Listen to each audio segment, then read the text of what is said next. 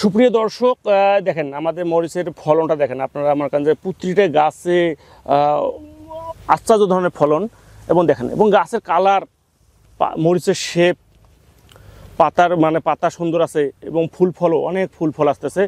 এবং মনে করেন যে ইনি ভাইয়ের মরিচ অলরেডি গত 3-4 দিন আগে অলরেডি এই 10 শতাংশ মাটি থেকে প্রায় 7 মণ না ভাই, 7 মণ মরিচ উঠছে। এবং এখনও এই 2-1 দিনের মধ্যে মরিচটা উনি হারভেস্ট করা খুব জরুরি, কারণ এই মুহূর্তে যদি মরিচ উনি হারভেস্ট করে তাহলে আবারও অনেক ফলন আসবে। আর সবচেয়ে বড় কথা হলো হাইব্রিড যে জাতগুলো আছে, যতগুলো জাত আছে মরিচের, এই জাতগুলো আপনারা যদি গাছে বেশি মরিচ থাকে সেই ক্ষেত্রে গাছে জোয়ার আসবে না, আর জোয়ার না আসলে সে ফলনের ঘাটতি হয়ে যাবে। ওই জন্য পরিপক্ত যে মরিচটা হয়েছে এটা উঠায় ফেলতে হবে। উঠায় ফেলে জমিতে আপনার জৈব সার এবং ম্যাগনেসিয়াম, টিএসপি, এমওপি এগুলো বেডে অবশ্যই দিতে হবে। দিলে তাহলে ফলনের ঘাটতিটা হবে না, এবং তখন ফলনটা অব্যাহত থাকবে।